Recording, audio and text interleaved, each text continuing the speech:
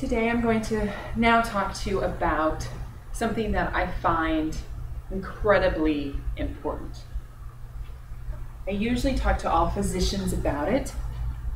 It is something that I believe incredibly strongly in. In front of you all today, you have a piece of paper. That piece of paper, I want you to write down 3 goals. And these 3 goals need to be specific, measurable. There needs to be a time limit on them, and they need to be attainable.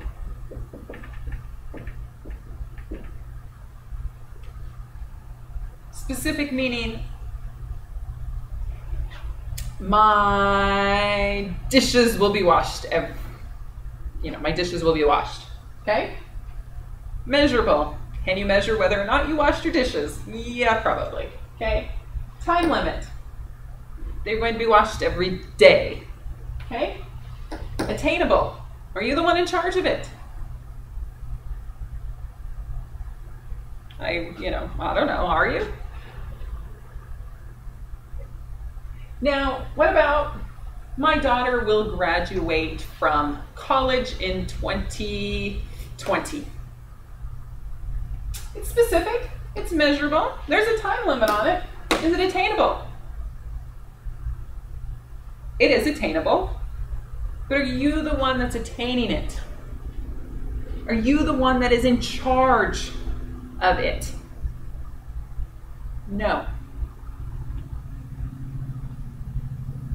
That could be a goal that you would like. It's not a goal that you can make happen.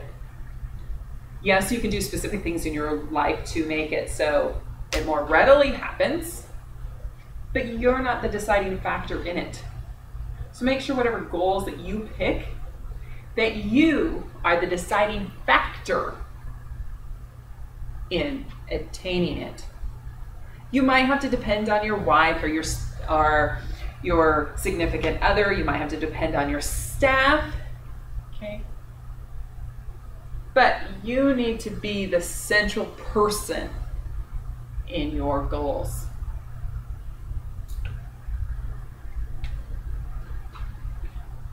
Now, before everybody shuts down, this is not a goal lecture. I'm not going to lecture you on goals. I think they're wonderful, okay? I think that they're important, but that's not what I'm talking about today. I'm going to tell you a secret.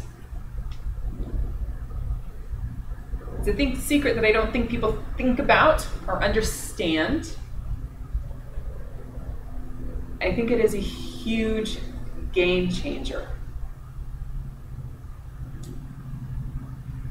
If you were to look at the news, scroll Facebook, read Yahoo, watch the evening news, the subject of discussion lately, for the last couple of years it seems like, has been equality.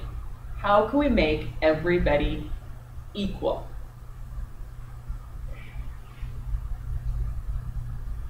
How can we give everybody advantages? How can we help that person in India make the same amount that we do in the United States? Why does that billionaire make so much money when there's other people who are making $7 an hour? How can we equalize things? People of different colors and nationalities and races aren't given the same opportunities that we have. And while that is true, and I don't mean any disrespect with that, I'm going to tell you that there is one equalizer in this world. And it doesn't matter if you're a billionaire. It doesn't matter if you're a woman. It doesn't matter if you are a child. We are all given one great equalizer. And that is time. It can't be bought. It can't be given away. Everybody gets 24 hours a day. Now, there might be sometimes, like, you know, in November when we get an extra hour, but we had an hour taken away somewhere else. Okay? For all important purposes, you were given 24 hours a day. Now, again, before everybody shuts down that now I've moved from goal management to time management, again, a little bit different than what you're thinking here.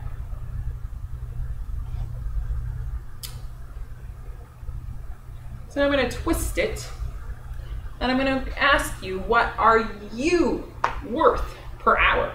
You're given 24 hours a day. What are you individually worth per hour?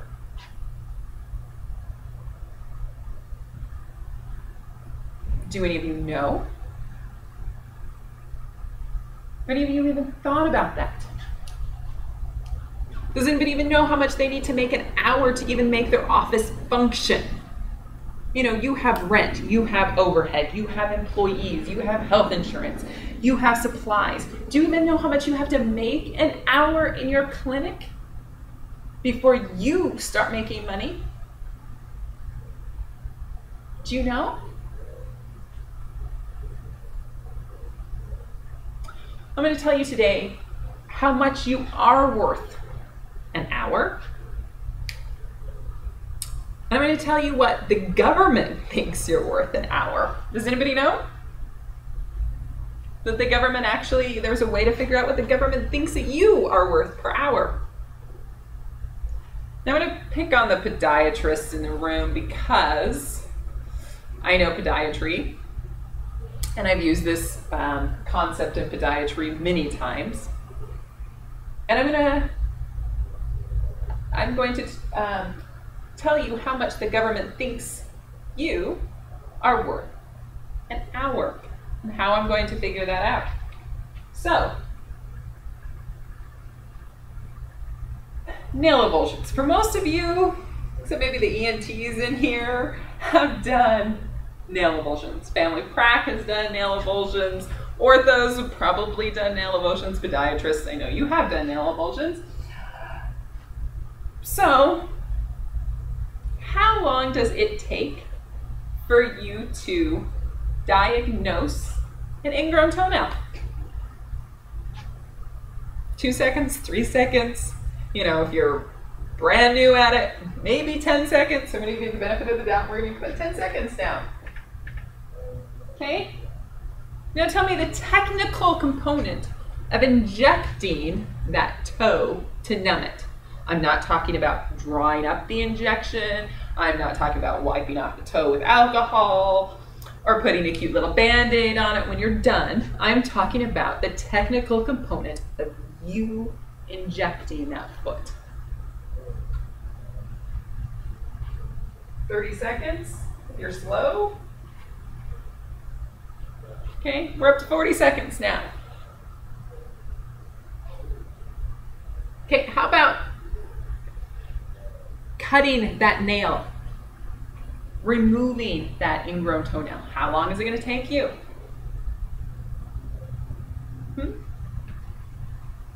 Maybe, again, a minute. Most of you have seen it done 15, 20 seconds.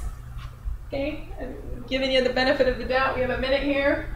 So we're at a minute and 40 seconds.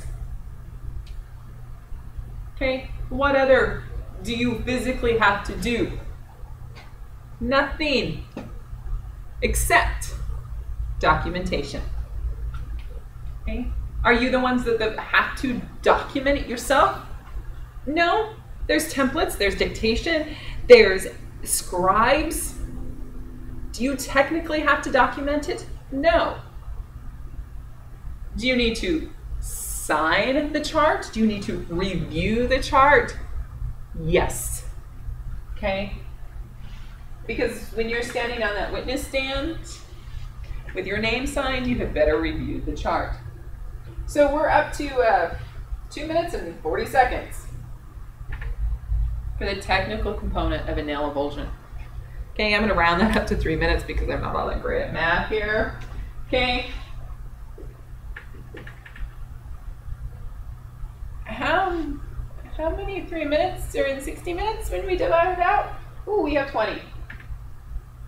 Okay, so we can do technically, I'm not saying you're going to, we can do 20 nail avulsions an hour. Okay, don't try it. You will screw up, you will get in trouble. Don't do 20 nail avulsions an hour. Nobody does 20 nail avulsions an hour. But for the sake of figuring out what the government thinks you're worth, 20 nail avulsions an hour. Okay, again, how much do you get reimbursed for a nail avulsion? Depends on the different states. I'm going with $100 because it's easier for math. Okay, we have $2,000. How many of you are making $2,000 an hour? How many of you have an insurance company that's paying you $2,000 an hour? Probably none of you. But this is what the government says you're worth. This is what Medicare is saying that you are worth per hour. Do you believe that?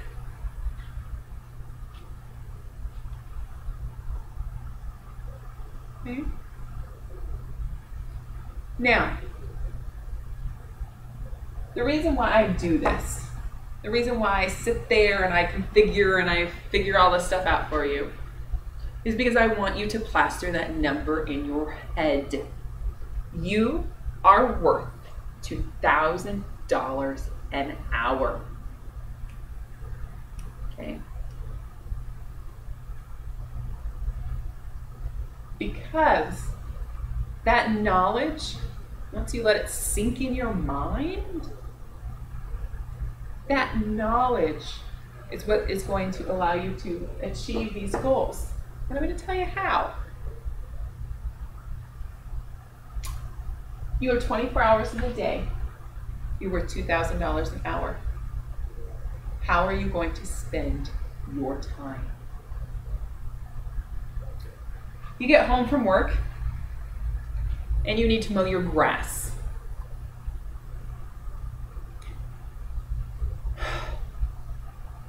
You detest mowing your grass. But you don't want to pay some lawn guy $40 and $40 to do it, so you do it. You're worth $2,000 an hour. What are you doing? Okay? Now on the flip side, you love mowing your grass. It gives you time alone. It gives you time to think. It gives you time to meditate. It makes you happy. It centers you, whatever it may be. Is it worth $2,000 an hour? You betcha.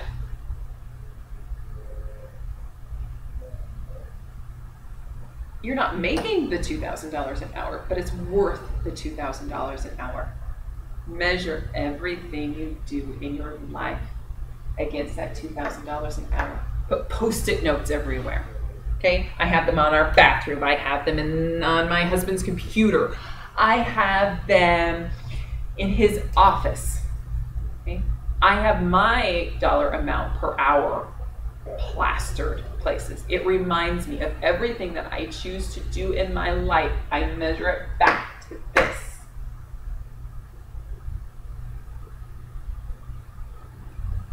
And it's not for you to feel greedy or, ooh, I have to make that $2,000 an hour, or I'm worth $2,000 an hour, so I'm better than you are. That's not what I'm getting at. It is a frame of mind that I believe that physicians need to get into. They need to understand what their value is. There's so many times that physicians are presented these opportunities, these business opportunities.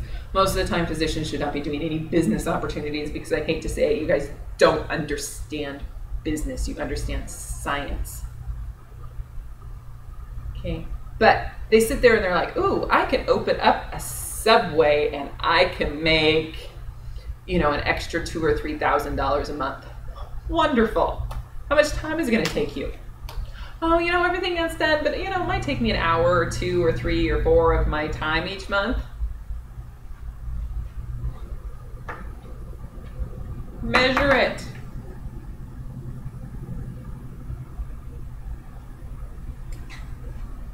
You're asked to do something. You're asked to participate in something. You want to play a game on your phone. You want to play golf.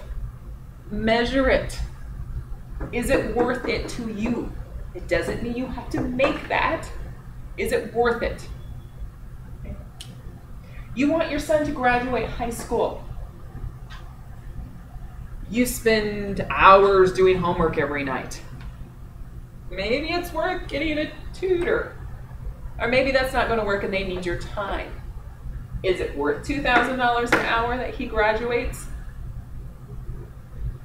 It's up to you. Those are the questions that you need to ask. But everything that you do every day, is it worth that amount of time? Because you will become what you allow your time to do. How you fill your time is how you will achieve those goals. What you say yes to, what you say no to, will allow you to achieve those goals. Put a time and a monetary measurement on what you do. Because it will allow you to prioritize that a little bit better. Now, when you get into the office and you are working, you need to try and get to this $2,000 an hour as much as possible. And legally, okay, I'm not suggesting that you do things that are illegal with the, parameters in your mind going, oh, well, the government thinks I'm worth $2,000 an hour, so I'm going to make myself worth $2,000 an hour. I want you to think about the technical components that you legally and ethically have to do in your practice. And everything else needs to go to somebody else. Okay? You're paying an MA $15 an hour. You're worth $2,000 an hour. Maybe you shall let them have more responsibility.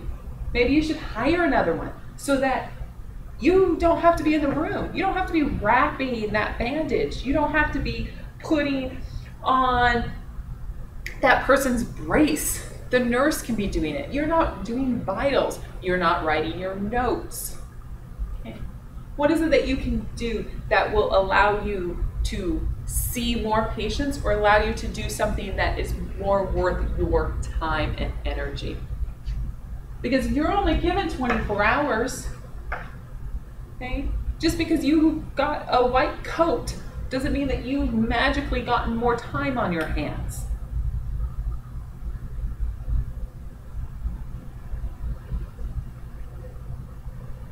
So understand this number. Ingrain it into you.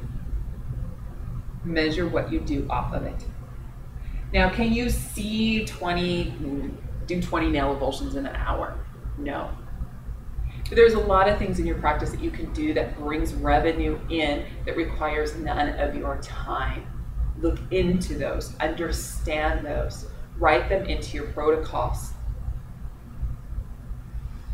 One of the best examples I give is wound care. For any of you guys that do wound care, okay? Dispensing a box of collagen powder makes you $600 and you're not doing anything.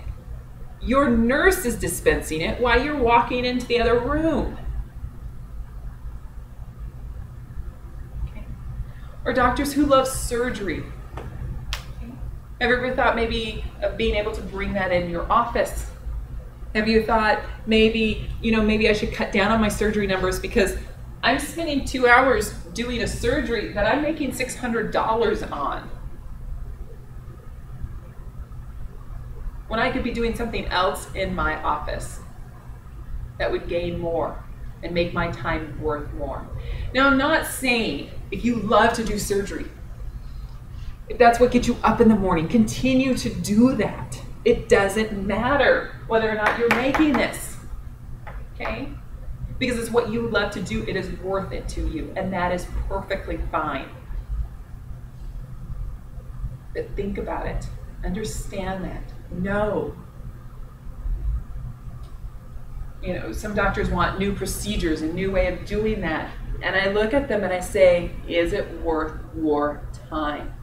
Is that new venture, is that new surgery, is that new contraption you're going to bring in your office worth your time?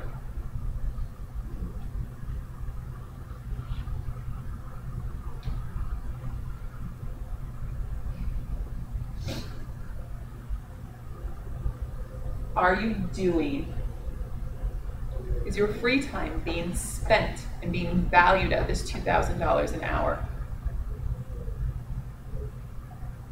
Make sure that it is.